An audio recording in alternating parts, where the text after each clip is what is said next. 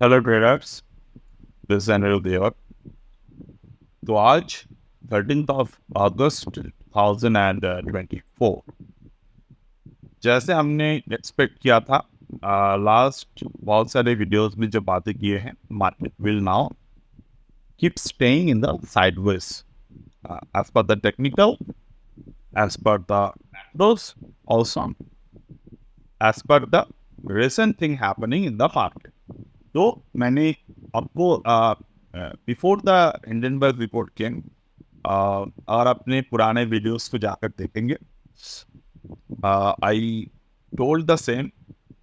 जिस तरीके का सिचुएशन है अभी in the fundamental, in the macro,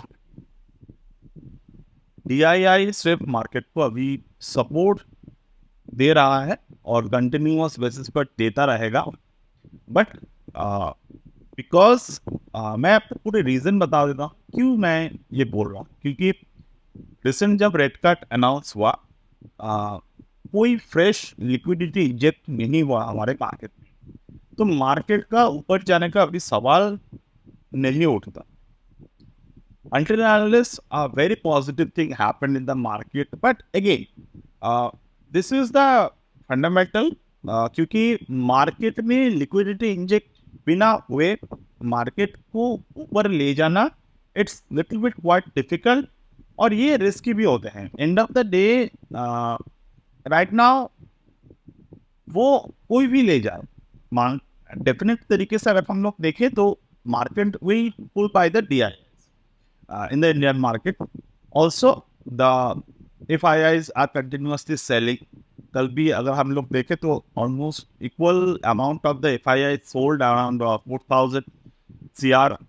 The equal amount of DII want 4,000 CR. So market एक balance mode पे अभी चल रहा है, जो एक तरफ से ठीक भी है क्योंकि we are already at the 4.236% of the Fibonacci retracement. हमने डिस्कस भी किए हैं आपको ये बात। मैं दोबारा दिखा देता हूँ यहाँ पर। This is the Fibonacci retracement of the 4.236। तो 4.236 मार्केट में मौजूद है। अब हमारे DIIs क्या कर रहे हैं? DII डूइंग देयर जॉब, यहाँ पर 3.618 पे मार्केट को होल्ड कर रहा है, राइट। अगर मार्केट यहाँ पर आप देखेंगे, अगर 3.618 को मार्केट ब्रेक करेगा, then we might see a continuous downside, मतलब एक 2-3 दिन एक ऐसे झटका दे सकते हैं and we might see the 2.618। But उसके लिए पहले 3.618 को ब्रेक करना जरूरी है। जब तक मार्केट 4.236 और 3.618 के बीच में है, तब तक हम लोग ऐसे ही साइडवेज मार्केट को होल्ड करेंगे। दूसरा, market was already given a long rally, तो ज्यादातर मैं अभी जो फोकस कर रहा हूँ अपने स्ट्रेटेजीज के साथ, वो फोकस मेरा हो रहा है इन द मंथली कैंडल। अब ये मंथली कैंडल बहुत इंपॉर्टेंट रोल प्ले करेगा हमारे आने वाले time. See, we already seen the after election month, जब मार्केट को समझ आया कि we are going to build a same government, market को ये बात बहुत पसंद है। सो मार्केट में हर मार्केट को स्टेबिलिटी पसंद होते हैं। It could be the stability in the balance sheet और it could be the stability in the parliament. तो आपको समझना होगा ये बात। अब स्टेबिलिटी मार्केट ने प्रोवाइड करती है, so market give a chance.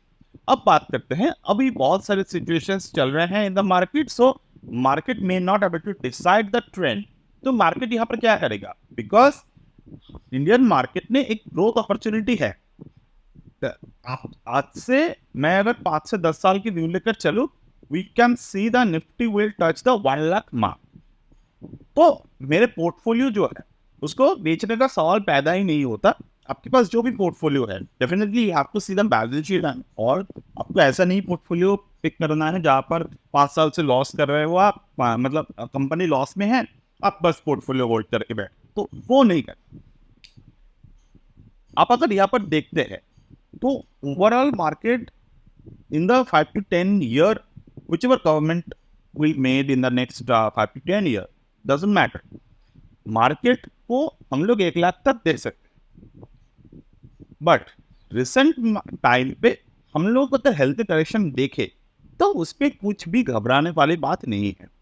And the another part जो एक 2 तरीके के ट्रेडर के लिए बहुत अच्छा होगा कि मार्केट साइडवेज है, तो अगर आप ऑप्शन राइटर, जैसे कि मैं ऑप्शन राइट करता हूँ with a large amount of capital, तो मेरे लिए बहुत अच्छा है ये। लेकिन मार्केट साइडवेज रहा तो मैं बिना कोई भी चीज़ को देखे मैं ऑप्शंस को राइट कर सकता हूँ। मेरे स्टूडेंट भी ऑप्शंस को राइट करते हुए आ रहे हैं, ठीक है। तो दूसरे खराब किन के लिए है? The people who want two by option without analyse it in the proper way. वो क्या करते हैं, मार्केट अब हिंडनबर्ग के न्यूज आए तो बहुत सारे ट्रेडर्स क्या करेंगे, दे जस्ट बाई पुट, क्योंकि कहीं ना कहीं रैंडम मार्केट में आपको न्यूज दिख रहा है होगा कि हिंडनबर्ग ने पुट बाई किए, तो आप भी पुट बाई कर रहे हो, and this those put will become worthless. Mark my word, those put will worthless expire होगा आपके, क्योंकि अभी के मार्केट सिचुएशंस पे टीआईआई जिस तरीके से बाई कर रहे हैं, they are doing the support, यही होना चाहिए। ओके, अब देखिए एलिगेशन जो भी हैं, सही है गलत है वो अलग सी बात है, बट अगर सही है तो डेफिनेट तरीके से there will be some understanding will be there, वहां पर कुछ चेंजेस आएगा। जब चेंजेस आएगा those will be internal changes, तो मार्केट को उतने ज्यादा वहां पर फर्क नहीं पड़ेगा। हाँ, किस में फर्क पड़ेगा मार्केट में, अगर ये कोई स्टॉक स्पेसिफिक टारगेट होता तो फर्क पड़ता। हाँ, हम लोग अदानी के शेयर्स पर भी आएंगे, तो उस दिन जब पहली बार ट्वीट आए थे, वीडियो पे जाकर आप देखेंगे, there are many traders are assumption उनके था कि that will be the Reliance, and somehow we did not prefer Reliance जैसे एक स्टॉक जो एक्चुअल में जनरल पब्लिक के वेल्थ बिल्डिंग के लिए जिम्मेदार है। मैं अपने बहुत सारे रिलेटिव्स को जानता हूँ जो there is a time they are holding Reliance with their second generation, तो मतलब उनके ग्रैंडफादर्स ने रिलायंस को बाय किए थे at that time, their fathers are holding it, and now those shares have been nominated with their grandchildren, मतलब grandfather के grandchildren, तो 2 जनरेशन तक ये होल्डिंग चल रहा है। एंड तो रिलायंस स्टॉक जैसे रिलायंस है, वहाँ पर आप कोई भी रैंडम रैली नहीं देखेंगे, प्रॉपर टेक्निकल को मेंटेन करके रैली है वहाँ पर, तो रिलायंस का सवाल नहीं उठता है। अदानी शेयर्स के बारे में अगर आप बेसिक फंडामेंटल भी जानते हो, यू विल बी नो कि दोज आर ओवर वैल्यूएशन, मतलब वहाँ पर ओवर वैल्यूएशन था। और आफ्टर द फर्स्ट टाइम 2023 में 2022 में जब यहाँ पर हुए थे, तो वहाँ से मार्केट ने जो गिरावट दिखे थे हमें, तो डेफिनेट तरीके से अगर हम लोग देखें 2023 के बाद, वहाँ से अपने ओवर वैल्यूएशन से वो जब फेयर वैल्यूएशन पर आए, फेयर वैल्यूएशन से वो जंप किए, बिकॉज द कंपनी बिजनेसेस पे कोई इफेक्ट नहीं हो रहा है, उनके बिजनेसेस पर कोई सवाल नहीं उठा रहे, राइट। जो सवाल उठे थे वो उठे थे उनके शेयर प्राइस में। ओके, तो ऑलमोस्ट हर एक कंपनी पे शेयर प्राइस पे जो होते हैं बाइंग पैटर्न्स पे, वो थोड़े बहुत चलता है, because this is the open truth, आपको भी पता है मुझे भी पता है। बट जो वहां पर बना था वो एक शार्प अपराइज हुए थे, तो डेफिनेट तरीके से अगर आप टेक्निकल पे फोकस करेंगे तो वहां से भी मार्केट में प्रॉफिट बुकिंग के चांसेस थे। इट वाज एट द 4.236%, वहां से जो प्रॉफिट बुकिंग आया वो भी शार्प आए, जो अपसाइड आए थे वो भी शार्प आए थे। तो डेफिनेटली अगर हम लोग मार्केट को देखें तो currently the Nifty movement, Nifty का मूवमेंट आप क्या देख रहे हैं, क्या ये शार्प मूवमेंट था? आप ध्यान से देखकर बताइए कि ये शार्प मूवमेंट था। तो शार्प मूवमेंट एक था, शार्प मूवमेंट के बाद मार्केट में एक मॉडरेट तरीके से साइडवेज मोमेंटम को दिखाया हमें। अगर हम लोग 2020 की बात करें, after 2020 this was a liquidity injected rally, remember the thing, this was the liquidity injected rally. Okay, तो यहाँ पर मार्केट में जो रैली आए थे ये लिक्विडिटी इंजेक्टेड था। अब लिक्विडिटी इंजेक्टेड रैली पर आप कुछ गलत नहीं बोल सकते, ठीक है, बट उसके बाद मार्केट में कंप्लीट तरीके से स्टेप बाय स्टेप बेसिस पर मार्केट यहाँ पर मोमेंटम दिखाया। अगर हम लिक्विडिटी इंजेक्टेड रैली को ऑब्जर्व करें तो ये 1.618 पर गया था, 1.618 पर मार्केट ने सैचुरेशन दिखाया। वहां से 2021 के अक्टूबर से लेकर 2022 के जुलाई तक, October to July, it's a long time, तो चार्ट पैटर्न के हिसाब से बुलिश फ्लैग पैटर्न बना, कंटिन्यूअस बेसिस पर बना, और वहां से मार्केट ने दोबारा रिट्रेसमेंट दिखाया कहां पर, again at the previous top. अब यहाँ पर देखिए, यहाँ पर जो रेजिस्टेंस बने तो रेजिस्टेंस पर मार्केट ने दोबारा दिखाए थोड़े बहुत डाउन साइड आए, ये अपने 0.5 से लेकर दोबारा ऊपर की तरफ गए, 1.618 से एक झटका दिया ऊपर की तरफ, and it was now holding at the 2.618।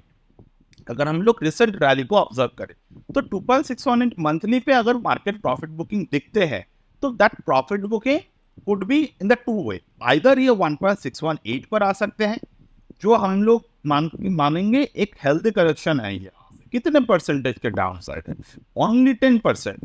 तो 10% के डाउन साइड पर आपको कभी भी रोना नहीं है आपको। और एक बात सबसे मैं बार बार बोलता हूँ, पोजिशनली पुट बाइंग करके चलने का सपना जो आप लोग देखते हो, बहुत सारे टाइम बहुत सारे ट्रेडर्स जो देखते हैं, they will put 1 lakh and those come out with the 30 lakhs 40 lakhs। वो वाला मार्केट हमारे पास नहीं है अभी भी। मैं बार बार एक ही बात दोहरा रहा हूँ, वो वाला मार्केट नहीं है, ठीक है। कोई भी खुश नहीं होता जब आप लोग बहुत सारे पैसे लूज कर देते हो by keeping it in the hope, और जब एक्चुअली में पैसे बनाने के समय आते हैं तो आप लोग क्या करते हो, आप लोग बैठ जाते हो।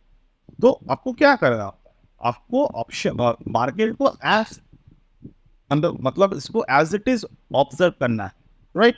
और एज इट इज अगर आप इसको ऑब्जर्व नहीं करेंगे, जो चीज का जैसे यूज है, ऑप्शंस का इंट्रोड्यूस हमें इसलिए किया गया था कि हम लोग मार्केट को रिस्क को हेज कर सके, रिस्क को कम कर सके। आप उन्हीं रिस्क के प्रोडक्ट को आप लोग नेकेड बाइंग कर रहे हो विद द पोजिशनल ट्रेड, आपको पता नहीं है किस तरीके से वोलेटिलिटी रिएक्ट करेगा नेक्स्ट डे पर। इंट्रा डे पे करना फिर भी सही होते हैं क्योंकि हमें वहां पर चार्ट सपोर्ट मिल जाते हैं, बट अब पोजिशनली करना है तो स्टॉक्स पे करो। आपको अगर इतना ज्यादा तरीके से ट्रेड भी करना है, थोड़े बहुत 2-3 1 or 2x 2 to 3x margin लेकर करो, but again that also have in the riskier side. पर आप ऑप्शंस पे एटलीस्ट आप करो, क्योंकि वहां पर चार्ट में जो बनता है वहां पर आपको थेटा डी का एक बार हो गया मार्केट में ओवरऑल, तो वहां पर आपके जो पैसे हैं वो किस तरीके से आपको 50% डिक्लाइन हो जाएगा ऑप्शंस में पोजिशनली, तो पता भी नहीं चलेगा, राइट। तो यही मेरे तरफ से एक छोटा सा ट्रेड सेटअप था। तो मैं अभी आपको एक इंट्राडे के बारे में थोड़े बहुत जानकारी दे देता हूँ। इंट्राडे पे चार्ट कैसे बन रहा है आज। अगर मैं आज के मार्केट को देखता हूँ, मैं अगर स्विंग आइडेंटिफिकेशन करता हूँ तो this is the swing bottom market में बना, this is another swing bottom market form, and this is the another swing bottom one year. तो यहाँ पर मार्केट ने 3 ड्राइव हार्मोनिक पैटर्न को बनाया है। Now coming to the point, यहाँ पर 3 ड्राइव हार्मोनिक पैटर्न बनाया है, ये कौन से बनाकर रिट्रेसमेंट पे आकर बने हैं। It form at 1.272 and 1.414। तो यहाँ पर मार्केट ने एक वी शेप रिकवरी बनाने की कोशिश कर रहा है ना। Remember the V shape recovery pattern और V shape successful recovery pattern, those have the another, मतलब यहाँ पर 2 तरीके से होते हैं। अब यहाँ पर आपको अपसाइड ट्रेंड कब जाकर मिलेगा, 1.272 को मार्केट ने बने, तो 1.272 पे मार्केट ने एक बुलिश एंगल्फिंग बनाया है, तो यहाँ पर स्कैल्पिंग हो सकते हैं। बट अगर मुझे यहाँ पर एक प्रॉपर रिकवरी देखने को मिले, मतलब अगर आप बाई करना चाहते हो तो आपको कहाँ पर बाइंग मिलेगा, 0.786 यानी कि 24,316 के लेवल के ऊपर क्लोजिंग के बाद वहां से अगर मार्केट को कोई सपोर्ट मिलता है on the call side, call chart, वहां पर आपको देखने को मिलेगा। अदरवाइज ये जो चार्ट है अभी, ये चार्ट आपको डाउन साइड पर ही कंटिन्यूएशन मिल सकता है। There are high probability of getting the continuation pattern on the downside as per this current chart. यहाँ पर अगर मैं फिबोनाची को ड्रॉ करता हूँ तो we can see this is the 0.618 जहाँ पर मार्केट ने एक इनसाइड बार पैटर्न बनाए हैं 10.37 पर। अब यहाँ पर अगर मार्केट डाउन साइड फॉल आते हैं तो हमारा जो निफ्टी कंटिन्यूएशन है वो चलेगा 24,227 के लेवल तक। ओके, तो ऑब्जर्व करिएगा ये चार्ट को। अभी मैं वीडियो को क्लोज कर दे रहा हूँ, ये अपलोड हो जाएगा कुछ मिनटों में। एंड लेटर ऑन आप जब भी ये चार्ट देखेंगे you can always observe this. So that's it for today. As of now, from my end, and we'll get back in the next. Bye.